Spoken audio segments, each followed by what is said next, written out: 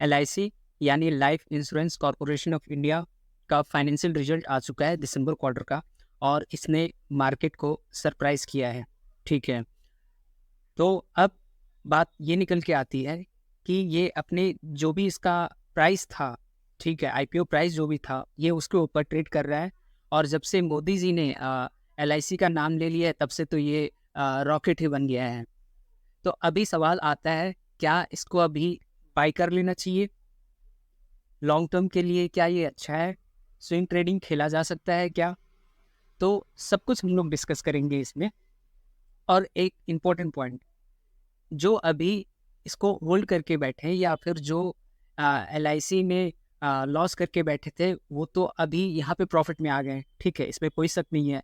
तो उनको क्या यहाँ से अभी निकल जाना चाहिए, कि और भी यहाँ पे उनको अभी होल्ड करना चाहिए और फर्दर प्राइस वहाँ पे इनको देखना चाहिए? सब कुछ बात करेंगे। तो सबसे पहले देख लेते हैं, LIC जो था हमारा, LIC का रिजल्ट आ चुका है। और रिजल्ट आपके सामने, आप LIC की वेबसाइट से जाके जो है इसका जो है रिजल्ट आप निकाल कर देख सकते हैं। ठीक है, तो हम लोग एक बार हेडलाइन क्या कह रही है वो देख लेते हैं कि LIC net rises 49% in Q3 to 9,444 crore, declares ₹4 interim dividend भी इसने अभी डिविडेंड भी इसने डिक्लेयर कर दिया। यानी प्राइस तो मूव हो ही रही है, उसके साथ साथ आपको डिविडेंड भी मिलने वाला है। ठीक है, तो अभी देख लेते हैं। सबसे पहले हम लोग टेक्निकल की बात करेंगे, और उसके बाद फंडामेंटल पे जाएंगे, एंड FII DI लोग क्या कर रहे हैं क्या नहीं कर रहे हैं, वो भी हम लोग एक बार देख लेंगे। ठीक है, टेक्निकल एनालिसिस करने से पहले मेरी रिक्वेस्ट है आपसे कि अगर आपको वीडियो पसंद आ रहा है, कंटेंट पसंद आ रहा है, तो प्लीज़ इस चैनल को सब्सक्राइब करिए और दोस्तों के साथ शेयर करिए। और जिसको इसकी अभी अधिक ज़रूरत है, उसको प्लीज़ आप शेयर करिए। मुझे लगता है LIC अक्सर LIC शेयर में जिन्होंने लिया है और उसको होल्ड करके रखा है और वो अभी प्रॉफिट में आ गए हैं, अब ये डर लग रहा है कि अब इसको होल्ड अभी करते रहना चाहिए कि यहाँ से प्रॉफिट बुक करके निकल जाना चाहिए। ये भी ज़्यादा इम्पोर्टेंट है। तो चलिए, सबसे पहले मंथली टाइम फ्रेम पे हम लोग इसको देख लेते हैं, और मंथली टाइम फ्रेम पे ये कहना क्या चाह रहा है, एक बार वो समझ लेते हैं। तो मंथली टाइम फ्रेम पे अगर आप देखें, तो इसका जो प्राइस था, ठीक है, जो बिगनिंग प्राइस था वो 900 के आसपास था, और 900 के आसपास के प्राइस को मंथली टाइम फ्रेम में तोड़ दिया। यानी जैन में जैन का जो मंथली कैंडल बना था उसने इसको तोड़ दिया, और अभी ये काफ़ी हायर कैंडल पे ट्रेड कर रहा है, और 1105 पे अभी ये ट्रेड कर रहा है। तो एक हिसाब से अगर मंथली टाइम फ्रेम पे देखा जाए, ठीक है, इसमें कोई शक नहीं है, इसमें कोई शक नहीं है कि ये लॉन्ग टर्म इन्वेस्टमेंट के लिए काफ़ी अच्छा शेयर है, क्योंकि इसका फंडामेंटल काफ़ी स्ट्रॉन्ग है। ठीक है, गवर्नमेंट का सपोर्ट है, और मोदी जी ने तो ठीक है कह ही दिया है। तो अगर उस हिसाब से, अगर आप मंथली कैंडल के हिसाब से देखिए, और ये यहाँ पे क्या अभी बाइंग अपॉर्चुनिटी में है, तो हाँ कह सकते हैं ये बाइंग अपॉर्चुनिटी में है। ऊपर नीचे थोड़ा हो सकता है, but long term view point से ये अभी बाइंग अपॉर्चुनिटी में दिखता हुआ नज़र आ रहा है। तो अगर ये बाइंग अपॉर्चुनिटी में है, तो ये शेयर अभी जो है कहाँ तक जा सकता है, वो भी यहाँ पे देखना ज़्यादा ज़रूरी है। तो वो देखने के लिए हम लोग एक बार देख लेते हैं, इसका टारगेट देख लेते हैं कि ये कहाँ कितना अभी अप मूव दे सकता है। तो एक हिसाब से देखें तो अभी भी ये 70% का अप मूव दे सकता है।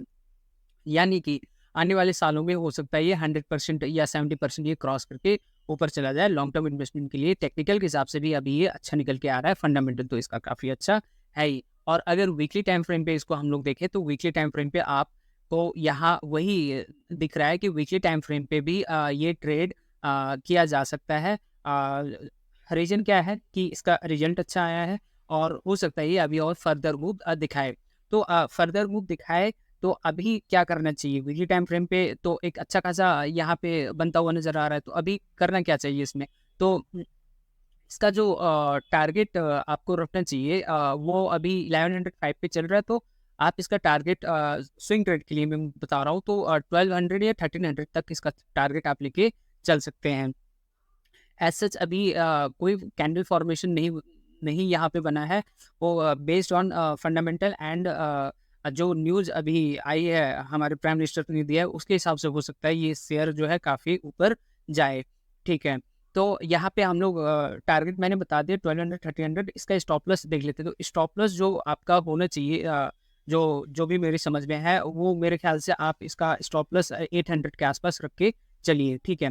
हालाँकि स्टॉप लॉस और अभी जो प्राइस है उसके बीच में काफ़ी ज़्यादा डिफरेंस है, बट मेरे ख्याल से इतना होना चाहिए, ठीक है। बाकी आपका डिसीजन है, आप यहाँ पे देख सकते हैं। डेली टाइम फ्रेम पे अगर हम लोग देखें तो डेली टाइम फ्रेम पे भी अभी ये काफ़ी ऊपर, मतलब गैप अप ही ये खुला था, और गैप अप खुलने के बाद ये थोड़ा-सा रिजेक्शन दिखाया और नीचे आया, बट फिर भी ये 5.82% के हिसाब से ये अभी ऊपर ही है। तो इस हिसाब से भी देखा जाए तो डेली पे भी अगर आप देखिए तो 1200 के आसपास आप लेके चलिए इसको, 1200 1300 के आसपास लेके चलिए, और अपना टाइट स्टॉप लॉस यहाँ पे डेली पे रखिए। हाँ, मेरा ये कहना है। तो टाइट स्टॉप लॉस जो है आपका कितना होना चाहिए? वो होना चाहिए 866 होना चाहिए। यहाँ पे जो डेली टाइम फ्रेम की बात हो रही है, यहाँ पे जो इसका रेजिस्टेंस बना था वही अभी यहाँ पे क्या हो रहा है, यहाँ पे सपोर्ट बन गया है। हालाँकि हम लोगों को यही जब इसने इस बड़ी रेड कैंडल को इसने यहाँ पे ब्रेक किया, तभी यहाँ पे एंट्री बन रही थी, जो कि आपका कितना 900 मीन्स 1000 के आसपास बन रही थी, और ये अभी जो है 1105 पे चला गया है। तो जब एकदम से अप मूव दे रहा है तो फिर वो चलती गाड़ी में या फिर कहें तो चलती ट्रेन में मुझे दौड़कर वहाँ पे बैठना पसंद नहीं है, ठीक है। और अगर आप हमसे पूछे कि क्या अभी यहाँ पे बाय करना चाहिए डेली टाइम फ्रेम के हिसाब से, तो मुझे लगता है कि हो सकता है, ठीक है, मैं गलत भी हो सकता है ये ऊपर जाए, ठीक है। बट मैं यहाँ पे इंतज़ार इसको करूँगा, थोड़ा-सा ये आके रिटेस्ट करे या फिर थोड़ा नीचे आए, ठीक है। बाकी कुछ कहा नहीं जा सकता है, अभी इसका काफ़ी ज़्यादा पॉजिटिव न्यूज़ है, इसलिए हो सकता है ये ऊपर ही जाए, बट ऐसा कोई भी शेयर नहीं होता है जो कि सिर्फ़ भागता रहे, वो नीचे तो ज़रूर आता है, और वही एक अच्छी बाइंग अपॉर्च्युनिटी हम लोग के लिए होती है। तो यहाँ पे हम लोगों ने सारा डिस्कस कर लिया। लॉन्ग टर्म इन्वेस्टमेंट के हिसाब से ये काफ़ी अच्छा अपॉर्च्युनिटी है, और अगर ये रिटेस्ट करके ऊपर जाता है तब तो ठीक है, कहना ही क्या। तो हम लोगों ने फंडामेंटल यहाँ पे देख लिया है। फंडामेंटल देखने के बाद अब यहाँ पे एक बार वीकली टाइम फ्रेम पे चलते हैं, और वीकली टाइम फ्रेम पे देखते हैं कि वीकली टाइम फ्रेम पे ये कहना क्या चाह रहा है। सॉरी, वीकली टाइम फ्रेम तो हम लोगों ने कर ही लिया है, ठीक है, सॉरी, माफ़ करिएगा। अब हम लोग चलते हैं इसका फंडामेंटल एनालिसिस करते हैं, और फंडामेंटल में देखते हैं कि ये अपने को कहना क्या चाह रहा है। तो फंडामेंटल की अगर यहाँ पे बात की जाए तो फंडामेंटल में आपको दिख ही रहा है कि प्राइस इसका 1105 पे, हाई लो इसने 1145 और 530 ऑलमोस्ट 50% का डिफरेंस भी लगाया था, और मार्केट कैप 698702 है।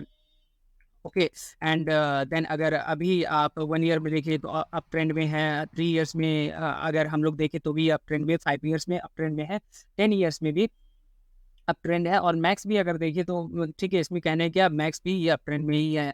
प्रोस इसका ये है कि ये डेट फ्री है, और इसने अच्छा खासा प्रॉफिट ग्रोथ दिया है। 71.6% सीएजीआर ओवर लास्ट 5 साल में 71.6% सीएजीआर दे रहा है, ठीक है। और क्या चाहिए? Company has a good return on equity, 3 years में इसका 108% है। फंडामेंटल काफ़ी काफ़ी ज़्यादा स्ट्रॉन्ग है, ठीक है। तो फंडामेंटल काफ़ी ज़्यादा स्ट्रॉन्ग है, तो मेरे ख्याल से लॉन्ग टर्म इन्वेस्टमेंट के लिए ये काफ़ी अच्छा शेयर है।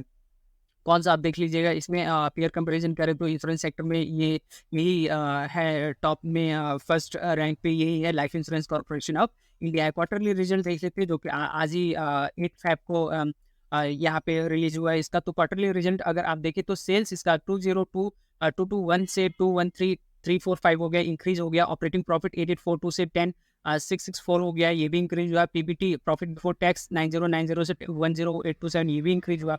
नेट प्रॉफिट 7925 से 7444 हो गया, ये भी इंक्रीज़ हुआ है। तो ओवरऑल अगर कहा जाए तो इसका जो है काफ़ी अच्छा खासा यहाँ पे ग्रोथ दिखा है फाइनेंशियल रिजल्ट में। और अगर वाई-ओ-वाई करना चाहें, ईयर ऑन ईयर बेसिस पे अगर आप इसको कंपेरिज़न करना चाहें, तो ईयर ऑन ईयर बेसिस पे अगर आप कंपेयर करिएगा तो ठीक है, ऑलमोस्ट वो डबल हो गया है, डबल से भी ज़्यादा हो गया है। ऑपरेटिंग प्रॉफिट 3607 था दिसंबर 2022 में, बट अभी दिसंबर 2023 में ये 10664 हो गया है, ठीक है। आप देख रहे हैं इसका क्या है, 3841 जो पीबीटी था वो 1082706 से ये 9 हो गया है, तो ऑलमोस्ट ये डबल हो गया है, ठीक है। और नेट प्रॉफिट ठीक है, ऑलमोस्ट हाफ के करीब ये पहुंच गया है। तो उस हिसाब से अगर वाई-ओ-वाई की भी अगर हम लोग एनालिसिस करें और क्वार्टरली की भी एनालिसिस करें, तो दोनों फंडामेंटल के हिसाब से पॉजिटिव यहाँ पे नज़र आता है। आपको यहाँ पे आरओई इसका देख के हैरानी होगी कि 5 साल में इसने 118% का आरओई दिया है, 3 साल में 108% का, और अभी लास्ट ईयर तो 130% का आरओई इसने दिया है। डिविडेंड भी ये दे ही रहा है, ठीक है? तो काफ़ी अच्छा ये शेयर है, काफ़ी इसमें वैल्यू है और लॉन्ग टर्म के लिए काफ़ी अच्छा है। और इसमें एक बार एफआईआई, डीआई डेटा भी देख लेते हैं कि वहाँ पे क्या हो रहा है। तो प्रोमोटर्स आपको पता है गवर्नमेंट कंपनी है, 96.50 से 96.50, ठीक है। एफआईआई 0.10 था, 0.06, अभी एफआईआई ने अपनी स्टेक थोड़ा-सा यहाँ पे डाउन किया है और डीआईआई ने स्टेक अपना बढ़ाया है, 0.84% से 1% बढ़ाया है। पब्लिक 2.55 था, 2.43 इसका हो गया। तो ये था एफआईआई, टीआई भी देखे तो वो भी मिले-जुले ही हम लोगों को एनालिसिस में बता रहे हैं कि ये अच्छी खासी वैल्यू इन्वेस्टर के लिए अच्छी खासी ये बाइंग अपॉर्चुनिटी हो सकती है। अगर आप इसको लंबे समय तक लेके जाएँ तो फिर ये अच्छा खासा प्रॉफिट आपको देके जाएगा। तो ये था एलआईसी का कंप्लीट एनालिसिस। और मुझे लगता है कि अगर आप सिर्फ अभी स्विंग ट्रेडिंग की बात करें या फिर छोटे समय के लिए अगर आप इसको ट्रेड करना चाहते हो तो मेरे ख्याल से ये अभी सही मौका नहीं है। और दूसरा भी स्टॉक्स हैं अपने साथ 4-5 हज़ार एनएससी में ट्रेड कर रहे हैं, तो उनमें से हम लोग कोई देख लेंगे। बट ये वैल्यू इन्वेस्टमेंट के लिए काफ़ी अच्छा स्टॉक है, ये कहना चाहता। लास्ट में मैं कोई इससे भी एडवाइज़र नहीं हूँ, ठीक है। कोई भी ये अपना जो पैसा है आपका, जो भी इन्वेस्टमेंट या ट्रेड में इसमें आप लगाएँगे, उसमें सोच समझ कर लगाइएगा।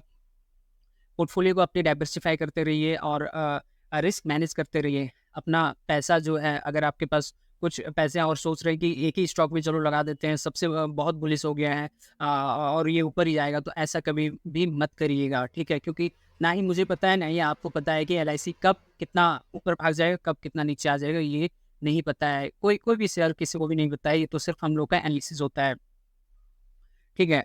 तो इसी तरह जो है हमने एनालिसिस किया, वैल्यू इन्वेस्टमेंट के लिए ये काफ़ी अच्छा है। तो अगर आपको ये वीडियो पसंद आ रहा है तो लाइक, शेयर और सब्सक्राइब ज़रूर करिए। आपने इतना समय दिया उसके लिए थैंक यू वेरी मच।